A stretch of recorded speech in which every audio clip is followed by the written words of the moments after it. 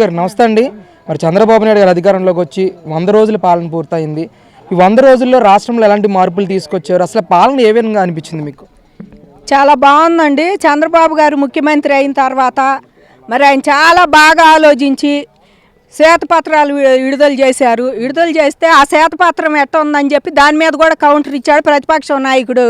ఆయన పేరు ఏదో ఉంది, శాఖ మంత్రిగా కూడా చేశారు. ఆదిమూలపు సురేష్. ఆయన కూడా శ్వేతపత్రం అసలు మరీ దారుణంగా ఉంది, అది ఉంది ఇది ఉందని ఏం చేసి వచ్చారు వాళ్ళు ఏం చెయ్యకపోగా ఈ శ్వేతపత్రం రిలీజ్ చేశారు. ఢిల్లీ వెళ్ళారు. ఎన్నిసార్లు వెళ్ళారండి ఇప్పటికి అయిన తర్వాత కూడా. ఆయన దేనికి వెళ్ళారు? ఎంతసేపు ఆంధ్రాకి ఏం తీసుకొద్దామో నిధులు, ఆంధ్రాకి రైల్వే లైన్లు కానీ మరి ఏదన్నా మనకి వచ్చేవి కానీ అడగటానికి వెళ్ళారు. అక్కడికి కేంద్రం నుంచి ఎంతో కొంత సాధించారని అనుకుంటున్నాం. బడ్జెట్లో మనకి వాళ్ళు 15,000 కోట్లు ఇవ్వటం అంటే మాటలు కాదు. అలాంటి ఎన్నో విభజన చట్టం ఆయన వెళ్తేనే పని అయ్యింది. ఆయన బాపోతే అక్కడ ఏమి ఇచ్చేవాళ్ళు కాదు. ఆ కూటమిలో వాళ్ళు ఉండా కూడా ముఖ్యమంత్రి అనే వాళ్ళు వెళ్ళి మాకు ఇట్లా జరిగిందండి మన ప్రభుత్వం తరఫున వాళ్ళకి చెప్పి మన ఆంధ్ర దుస్థితి చెప్పి ఆయనకి వాళ్ళ దగ్గర నుంచి సాధించారు బడ్జెట్లో. మరి పక్క నుంచి విభజన హామీలో పక్క రాష్ట్రం నుంచి 2,500 కోట్లు తీసుకొచ్చారు. ఇంకా ఏం చెయ్యాలండి? ఆయన ఇంకా చేస్తానే ఉన్నాడు. పాపం వరదలు ఒకటి వచ్చి పడే జనానికి. వరదలు రాకపోతే ఇంకా ఫాస్ట్గా పనులు చాలా వరకు అయ్యాయి అనుకుంటున్నామండి. వరదలు రావటానే ఇంకా మనం చాలా తగ్గి అయిపోయింది అనుకుంటున్నాం పనులన్నీ. ఈ వరదలు కనుక రాకపోతే బాబు గారు ఈ జంగిల్ క్లియరెన్స్ అంతా చేసి ఇక్కడ కూడా ఏదో పనులు స్టార్ట్ చేసేవాళ్ళు. ఇప్పటికే పారిశ్రామికవేత్తలను ఆకట్టుకున్నారు. ఆయన కొంతమందిని తీసుకొచ్చేందుకు సిద్ధంగా ఉన్నారు. కాకపోతే ఈ జంగిల్ క్లియరెన్స్ చేసి వాళ్ళకి భూమి చూపిస్తే వచ్చి వాళ్ళు అన్నీ స్టార్ట్ చేసేటట్టు రెడీగానే ఉండారండి. ఇప్పటికైనా కాంట్రాక్టర్లు కానీ కంపెనీలు పెట్టేవాళ్ళు కానీ కేంద్ర సంస్థలు కూడా సిద్ధంగా ఉండే. ఓ మాట చెప్పాలంటే ఈయన ఇన్ఫ్రాస్ట్రక్చర్ చేసి భూమి ఇవ్వటమే ఆలస్యం, వాళ్ళు వచ్చి రెడీగానే కట్టేందుకు వాళ్ళ కేంద్ర సంస్థలు కూడా ముందుకు వస్తున్నాయి. ఆ రకంగా ఆంధ్ర ఆదాయం పెంచుదే రీతిలో 100 రోజుల్లోనే ఆయన ఇవన్నీ ప్లాన్ చేసుకున్నారండి చంద్రబాబు నాయుడు. ఇంకా 100 రోజులుగా 5 ఏళ్ళలో ఇంకా అసలు అమరావతి అంటే ఆంధ్రప్రదేశ్ అంటే అమరావతి అనే స్థితికి తీసుకొచ్చి ఇవాళ మీరు ఏదైతే వద్దనుకున్నాడో ఈ ప్రతిపక్ష నాయకుడు ఇక్కడ రాజధానిగా కానీ ఇది పనికిరాదన్నాడో ఇవాళ రేపు ఆంధ్ర అంటే ఆంధ్ర కాదు అమరావతి అనే చెబుతారండి ఎవరైనా సరే. ఆ స్టేజ్లో అమరావతిని తీసుకొచ్చి ఆంధ్రాని ముందుకు నడిపించాలని ముఖ్య ఉద్దేశంతో 100 రోజుల పాలన బాగా చేశారండి. వరదల పాపం వాళ్ళకి ఒక ఆటంకి అయిపోయింది. ఇంకా మంచి పనులు చేస్తా ముందుకెళ్తారని ఆంధ్రాని అభివృద్ధి పాదం వైపు మంచి పారిశ్రామికవేత్తలని ఆకట్టుకుంటారని మన ఐటీ మినిస్టర్ లోకేష్ గారు కానీ మన చంద్రబాబు గారు కానీ మార్పు విద్యలో కూడా విద్యావంతుల్లో కూడా చాలా మార్పు తేవాలని వాళ్ళ ఆశ. వాళ్ళు చాలా చెప్తున్నారు. ఇవన్నీ చేస్తారని మేము మనస్ఫూర్తిగా అనుకుంటున్నాం. అంటే నిన్న గుజరాత్ కూడా వెళ్ళారు.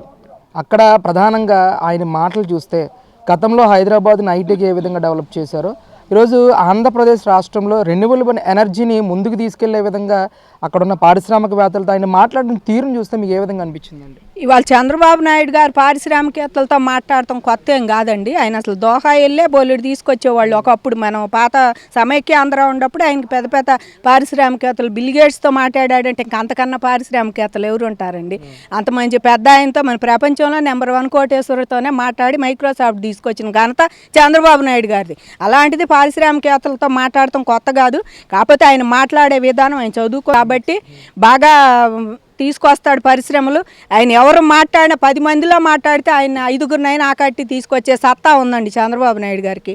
కాబట్టి తప్పకుండా అది కూడా చేస్తారని మేము అనుకుంటున్నామండి. మాకు చాలా ఆనందం కూడా అనిపించింది. నేను గుజరాత్ దాంట్లో పాల్గొనటం కూడా చంద్రబాబు గారు ఆంధ్ర అభివృద్ధి వైపుకు నడుస్తుంది తప్పకుండా ఇప్పుడు సుముఖంగా కేంద్రం వాళ్ళు కూడా ఉండారు అనేది మాత్రం బాగా ఆనందం అనిపించిందండి. అంటే మేడం ముఖ్యంగా ఈ 100 రోజుల పరిపాలన చూశారు కదా, ఈ సంక్షేమ కార్యక్రమాలు అమలు చేసే విధంగా ముందుకెళ్తుందంటారా పాలన? అసలు తప్పకుండా సంక్షేమ కార్యక్రమాలంటే ఇవాళ రాజకీయంగా ఒక మాట అంటే తెల్లారే చేయటానికి ఇది మన ఇల్లు కాదండి. మన ఇంట్లోనే రేపు చేద్దాం అనుకుంది 4 రోజులు పడుతుంది. మన ఇంట్లో సమస్యలకి ఏదైనా ఒకటి చేద్దాం అనుకుంటే అది 4 రోజులు ఏదో రకంగా డిలే అవుతుంది. ఇక్కడ అధికారుల సంతకాలు కానీ ఇంకొకళ్ళు కానీ అందరినీ కూడగట్టుకొని అధికారులని గవర్నమెంట్ వీళ్ళు ప్రభుత్వం కూడగట్టుకొని కూటమి ప్రభుత్వం అందరినీ మరి తీసుకొని కేంద్రం నుంచి తెచ్చుకొని ఇవన్నీ చెయ్యాలంటే మరి టైం పడుతుంది. తప్పకుండా ఈ కార్యక్రమాలను 5 ఏళ్లలో చంద్రబాబు గారు అసలు అమరావతికి రూపురేఖలు తెచ్చి మంచి ఆంధ్రాని కొంచెమైనా అభివృద్ధి పదం వైపు ముందు నడిపిస్తారని మేము మనస్ఫూర్తిగా ఆశిస్తున్నాము. జరుగుద్దండి అది తప్పకుండా. అసలు ఈ 100 రోజుల అమరావతిలో ఎలాంటి మార్పులు తీసుకొచ్చారండి? 100 రోజులు చాలా బాగా చెప్పారు, కానీ మార్పులు ఏముంది. ఇంకా ఆయన శ్వేతపత్రాలు తీసుకొచ్చారు పక్క రాష్ట్రం నుంచి, మరి 2,500 కోట్లు తీసుకొచ్చారు విభజన హామీలు. ఆ విభజన హామీ కూడా పక్క రాష్ట్రంలో కూడా ఇప్పుడు ప్రజెంట్ మనకి సుముఖంగానే ఉన్నాడు ముఖ్యమంత్రి కూడా. 2 రాష్ట్రాలు ముందుకెళ్ళాలని నిజంగా మేము మనస్ఫూర్తిగా పోయినసారే కోరుకున్నాం, ఇప్పుడు కూడా మనస్ఫూర్తిగా కోరుకుంటున్నాం. 2 తెలుగు రాష్ట్రాలు ఉందే, 2 తెలుగు రాష్ట్రాలు మన భారతదేశంలో. ఈ 2 కూడా చాలా ముందుకెళ్ళాలని, పక్క రాష్ట్రాలన్నిటితో పోటీ పడి ముందు స్థానంలో ఉండాలని ఒక తెలుగు రాష్ట్రంలో మహిళగా మనస్ఫూర్తిగా కోరుకుంటున్నానండి నేనైతే. నేను ముందుకు వెళ్ళాల్సింది పోయి ఏదో బాబు గారి మీద కక్ష సాధింపు చర్య కోసం ఆయన ఇంటికి నీళ్ళు ఎక్కుతున్నాయి. నీళ్ళు కట్టుకున్నాడా? నేను కొంప కట్టుకున్నా ఏడిసింది మీరు. ఇల్లు తిరిగి ఆయన కట్టుకోవాలా? ఆయన అద్దెంట్లోనే ఉంటున్నాడు. నీళ్ళు వస్తే ఆయన కింద లేసి ఇంకో చోటకు పోతాడు, అంతే కదా. నీళ్ళు వస్తే నువ్వు చూపించేదేంది? నీకు అసలు అభివృద్ధి మీద శ్రద్ధ లేదు, ప్రజలకు న్యాయం చేయాలని శ్రద్ధ లేదు. ఎంతసేపటికి బాబు గారి మీద పడి ఆడడం ఆయన పని. అది ఆయనకు అసలు అభివృద్ధి గురించి తెలియదు, అసలు ఆయన అభివృద్ధికి పనికిరాడు, అసలు ఆ మాటకు కూడా అనర్హుడు. మేడం, మరి చంద్రబాబు నాయుడు గారు ముఖ్యమంత్రిగా బాధ్యతలు స్వీకరించిన తర్వాత ఈరోజు ప్రభుత్వాన్ని ముందుకు తీసుకెళ్లడంలో కానీ, ఆయన అడ్మినిస్ట్రేషన్ కానీ, గవర్నెన్స్ కానీ ఏ విధంగా అనిపిస్తూ ఉంది మీకు? అసలు గవర్నెన్స్ ఏ విధంగా ఉంది అనేదానికి రేత్రిపూట 3 కిలోమీటర్లకు ఒక మంత్రి నుంచి కట్టలు పొంగితే మీదే బాధ్యత అని చెప్తున్నారంటే ఆయన దగ్గర ఎంతటి కార్యాచరణ ఉండాలి? పెత్తనం కావాలనుకున్నాడు, అంత పని అంతా వాడి దగ్గరే పెట్టుకుంటారండి. పెత్తనం గురించి కాదేడా, పని గురించి. తనొక్కడే ఏ మనిషి ఏమీ చేయలేడు, కానీ కలుపుకుపోతే ఎంతటి దాన్నైనా అభివృద్ధి దిశగా నడిపించవచ్చని నిరూపించారు బాబు గారు.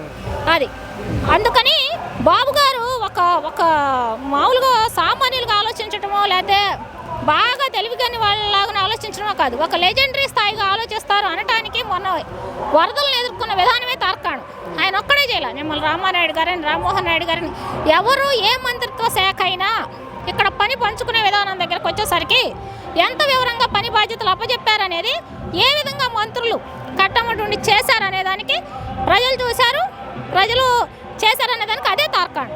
బాగుందంటారు పాలన చంద్రబాబు నాయుడు? చాలా బాగుంది. ఎంత బాగుందంటే ప్రజలు చంద్రబాబు నాయుడు గారు అభివృద్ధి అంటున్నారు. అభివృద్ధి కాదు, అంతకుముందు ఏడిపించిన వాళ్ళు తలలు తీసేయాలి అంటున్నారు. కానీ ఒక ముందు చూపున్న నాయకుడు, ప్రజల క్షేమం మాత్రమే చూసే నాయకుడు ఆలోచనలు ఎలా ఉంటాయంటే, అంత బ్యారేజ్ని విధ్వంసం చేసి వినాశనానికి పూనుకున్న జగన్మోహన్ రెడ్డి గారి మీద ఏ విధమైన ఇప్పటి వరకు కూడా, ఇప్పుడు చంద్రబాబు నాయుడు గారు మాజీ ముఖ్యమంత్రి కావచ్చండి గత ప్రభుత్వంలో, ఆయన మీద మరి జగన్మోహన్ రెడ్డి గారు పెట్టిన కేసులు విచారణకి ఆయన తీసుకెళ్లారుగా. ఇప్పుడు అట్టనే జగన్ కూడా మాజీయగా, మరి బాబు గారు ఎందుకని దాన్ని తీసుకోవట్లేదు? ఎందుకు సెంట్రల్ గవర్నమెంట్ మీద, న్యాయ వ్యవస్థల మీద ఇంకో దారిలోని వెళ్ళి ఒత్తిడి చేయట్లేదు? ఆయన లక్ష్యం ఒక జగన్ లాంటి ఒక పనికి మాలిన జడ పదార్థం మీద కక్ష సాధింపు చర్యలో లేకపోతే ఏదేదో చేయటం కాదు. అభివృద్ధే లక్ష్యం. ప్రజల యొక్క అభివృద్ధి, రాష్ట్ర అభివృద్ధి, ప్రజలు కష్ట సుఖాల నుంచి బయటపడేయటం, ఈ 5 సంవత్సరాల నుంచి జరిగిన దాష్టిక నీచ పాలన నుంచి ప్రజలకి ముందుకు తీసుకెళ్ళటం, ఇదొక్కటే లక్ష్యం. కాబట్టి ఆయన ప్రజా ప్రయోజనాల కోసమే ముందుకు సాగుతున్నారు.